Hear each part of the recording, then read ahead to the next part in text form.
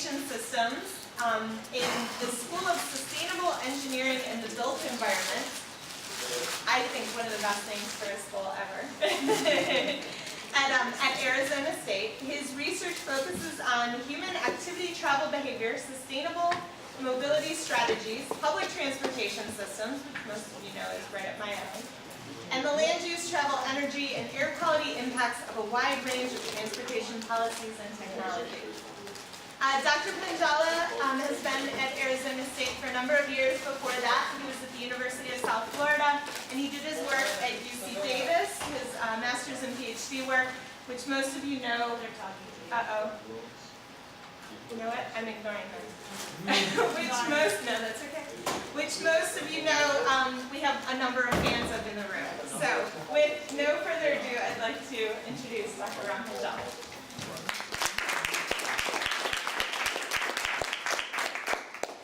Thank you. Very appreciate, Terry, the nice introduction and the warm welcome. Really enjoyed my visit so far, and some very familiar faces. Some of you might know Professor Randy Gensler and I went to graduate school together at graduate student offices right across the door, and I believe there might be an unfinished chess match. I think so. Except for that 1-6 move one. Didn't last very long. So I hope I'm reasonably within the window of the screen here. So I guess what I'm going to talk about is work that we've been doing over several years. Again, as Terry mentioned, I work in the activity travel behavior arena, trying to model human activity travel choices. And what happens in this arena is that there are things we do not observe, and so that's why the title is What We Can't Observe. How do you account for latency, the unobserved in activity travel choice modeling?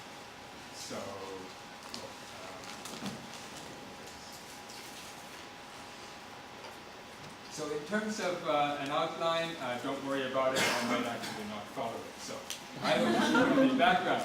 If you think about what we've been doing in the activity travel behavior arena for the past several years, we have made great strides.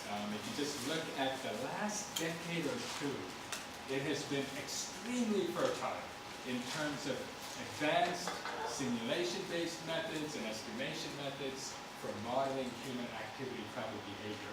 If you kind of think of the 60s and 70s, which was the golden era of the introduction of the logit models, right? The choice models, so we could do away with divergent curves to determine and to model mode choice behavior, and we can start now bringing theories of consumer choice behavior to actually model how people made mode choices. I think the last decade of what we've seen here now is kind of similar to that era. It kind of reminds you of that very dynamic changes in the fields of modeling human activity travel behavior choices. But if you think about what we can't observe, you probably might remember as kids, if you were scared of the ghosts or something, and you went up to your mom and dad, and they might have told you, well, what you don't see can't hurt you, just go back to bed. But now you actually know if you're in the field of transportation, what you don't see can actually hurt you if you don't adequately account for it. So that's what this presentation is all about. So it's really about trying to model human activity travel behavior choices while taking into account these unobserved types of phenomena.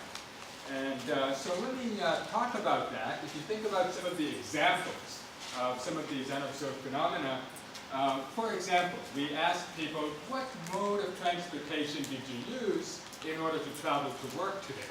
And people report, yes, I drove alone. I have no idea what other modes of transportation you were aware of or you even considered. Right? In order to consider a mode of transportation, you've got to be aware of it first. Aware of its existence, aware of its perhaps service patterns, and so on.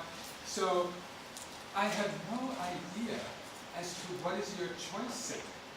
Well, if I'm going to model your choice behavior, I've got to know what your choice set is. And so what's happening is we make assumptions.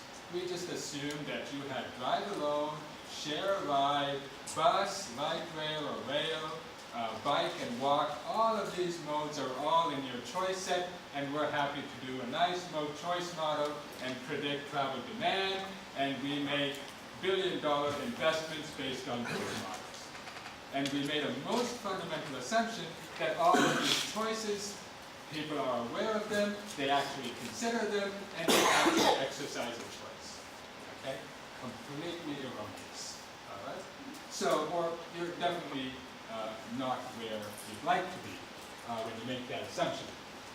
If you think about another one, behavioral decision-making processes.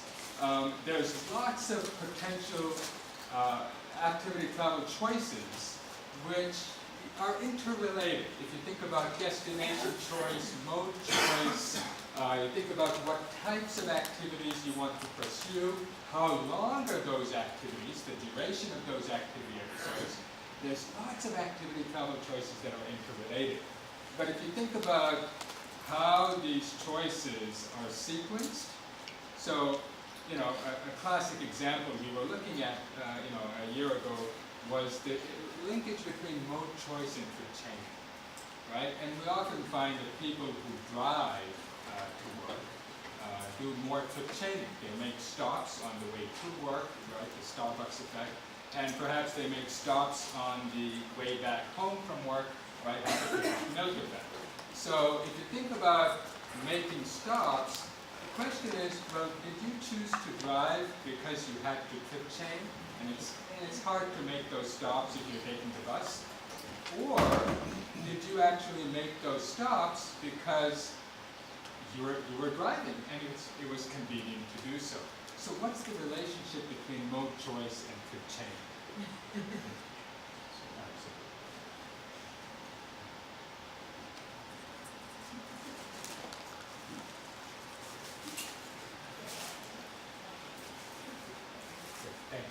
Can you hear us now? Yep. Yeah. Okay. You can? Great. Excellent. All right. Sorry about that. So I'll repeat everything I said. So essentially we're talking about choice behaviors that we can't observe. So if I just think about the relationship between mode choice and trip chaining, which one comes first? Do you decide about your activity pattern for the day and then say, given this activity pattern, I better drive? Or do you think, I want to drive today, and then, since I'm driving, let me stop and pick up the note on the way home. So you can think about these different behavioral decision processes that exist in the population, and probably both of these exist. Some people drive because they have to pick up the kids or pick up milk or whatever, and some people perhaps choose to stop because of the convenience the automobile affords. So if you have this diversity of behavioral decision processes in the population, how do you account for that? We don't ask in our surveys, right, which decision affected the other. We just know the range of choices you've made, but we really don't know the behavioral decision-making process. And so our intent, again, is to think about the unobserved. If I'm doing an activity travel demand model for forecasting, I have to make some assumptions about what choice is affecting another choice. All right. So how do you account, or how do you develop models that can, take care of these unobserved behavioral processes? And there's others as well. Those are the two that I'm going to focus on. That's why they're in green. But there are other latent variable, latent constructs in the choice modeling field that I'm just not going to cover, but that is a very fertile area if you're looking for a master's or a doctoral thesis topic. But then, with the notion of latency, it's been around. So this has been recognized in the literature. There's been considerable work in the travel behavior field, including some of the work we've done. Structural equations modeling methods have always tried to incorporate latent dependent variables. In some cases, we actually consider factor analysis to be constructing latent variables based on a lot of attitudinal variables and so on that people provide as part of surveys. And there's also efforts to do latent market segmentation. So that is trying to identify homogeneous groups in the population that perhaps follow certain patterns. Again, you kind of tease that out of the survey data without explicitly asking people to give you that information. And so that's some of what we're going to try. So the idea is we like to capture the behavioral heterogeneity, the variance you see in the population using these latent constructs. Okay, so here's kind of the first example, the latency in choice set formation. And again, we talked about, we have no idea what you're aware of and which modes of transportation you consider. So people may not be aware of all the possible alternatives when making a choice. Even if they are aware of an alternative, it doesn't mean that they necessarily consider it, right, when they're exercising their choice. So just being aware of it doesn't necessarily mean that it's in your choice set. But you've got to be aware of it if it's going to appear. So surveys do not include questions about awareness and consideration until actually a recent TCRP, Transit Corporate Research Program, project that is going on now in which I'm involved. And as part of this transit project, we did a survey and we explicitly asked people about their awareness of transit modes, and if they are aware, did they actually consider using it. And so it's given us some very valuable data. Oh, in fact, this table is out of that PCRP project. We've completed an interim report. So it essentially, kind of gives information about this is only the consideration. Well, not available is kind of a pseudo term for not aware, right? So if the respondent says that transit's not available, that may be simply because the respondent's not aware of it, even though it kind of passes right in front of their, their front door. They just don't pay attention. So we consider that as not available, and you can see that's a very high number. That's literally half of the sample says transit's not even available, let alone considering it. And yet our mode choice models consistently have transit in the choice set, right? Even though half here say it's not available, and this is trained. This is actually in Charlotte, North Carolina. So they have obviously a very small light rail line. So it's not that surprising that a lot of folks consider train to be not available. But then you can see among those who consider, what is the ratio of those who choose to take the transit mode versus those who choose not to take it. This is a 50-50 split. So in other words, among those who consider transit mode share is 50%. Not bad at all. So kind of opens your eyes to how mode choice works once you start thinking about consideration versus availability and awareness. So the example I'm going to be looking at, in this presentation is choice set formation, right? Determining that latent choice set in the context of non-work activity participation. And we're looking at non-work activity participation for workers. So if you think about workers, they can undertake non-work activities in different periods of the day, right? So if you're a worker, you're a commuter, or even a student who has classes and so on, you can undertake your non-work activities kind of around your work and school schedules, right? You can do it on your way home, you can do it before work, you can do it after work, right? There's different periods of the day in which you can do this. So if I was trying to construct a daily activity schedule for a worker, I would need to know where this worker is going to place the non-work activities in that schedule, right? So I first determine the work episodes, and now I want to place these non-work episodes. And the question is, if a worker has 5 different time slots in which they can place a non-work activity, are they going to consider all 5 time slots? Are all 5 time periods in the choice set? Perhaps not, right? So that's kind of the question. Now, why the focus on non-work activities in travel? Simply because non-work activities in travel are gaining a lot of importance. They probably account for more than 80% of all travel demand. Work travel is really only about 15 to 20% of all travel. So, given the importance of non-work activity travel demand, and the large variance you see with non-work activity travel patterns, there's a lot of interest in trying to be able to model it more effectively. So this is what we have in terms of a schedule, right? So you can think about 5 periods when you can do non-work activities. I can schedule those activities before work, during the home to work journey, right? You make a stop on the way to work, while at work, so you can, just while at work, make a work-based trip, during the work to home journey, or after returning home. So this is the after work period. So that is you return home, and then you make a separate trip to go to the gym or the store or whatever. So when can workers perform these non-work activities?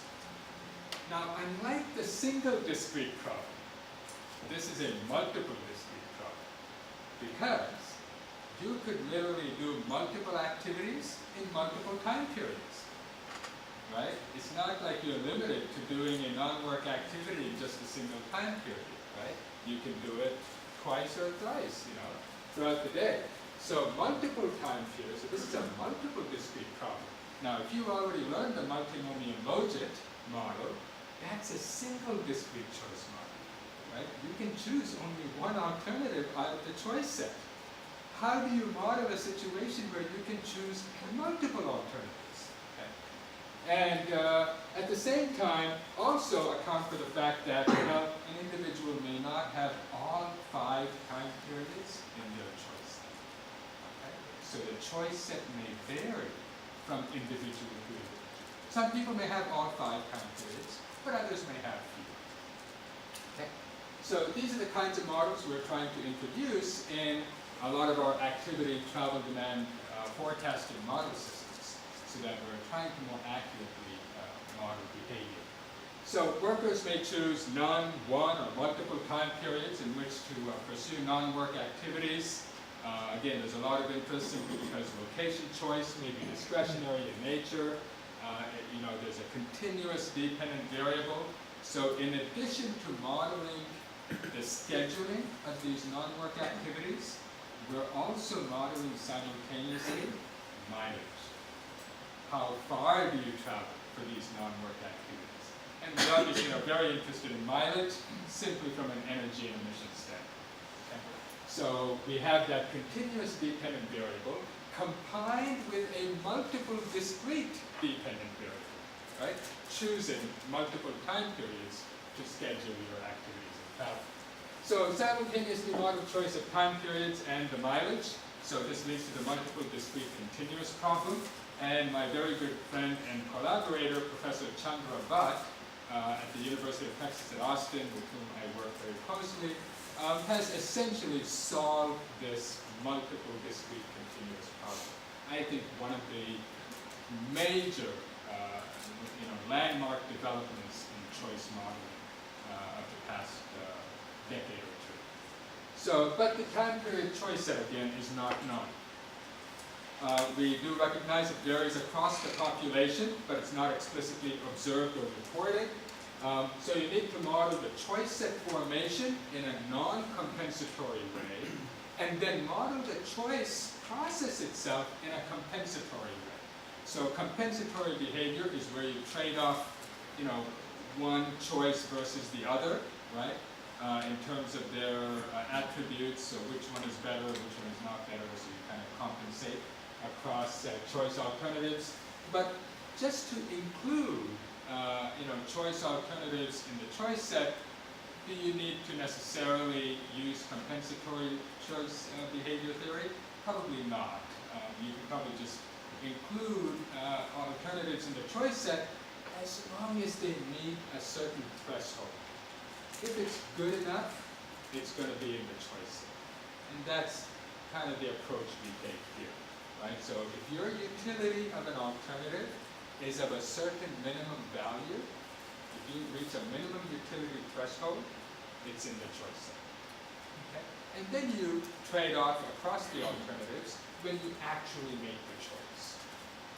Okay? So there's a two-stage model with a probabilistic choice set generation, followed by a probabilistic choice model itself. Okay? The probabilistic choice set generation is combined with the multiple discrete continuous extreme value model, so the MDCEV, which again has really opened up lots of opportunities to model multiple discrete situations.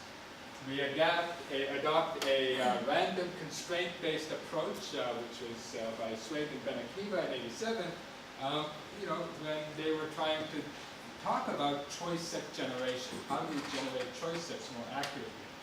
And the alternative is included in the choice set if you have a utility that's above a minimum threshold value. That's essentially what you have. Okay, so this is the probability that alternative I is considered by individual Q. Okay, so very simple, similar to a logit formulation, right? So this is the probability that an alternative is going to be in the choice set. Okay, where you have just explanatory variables of the individual, their work characteristics, and so on, affecting whether the choice alternative is in the choice set, and you have to estimate a coefficient vector. So that's a function of sociodemographic and built environment. Okay, and then so the probability of a choice set emerging, okay, for an individual Q.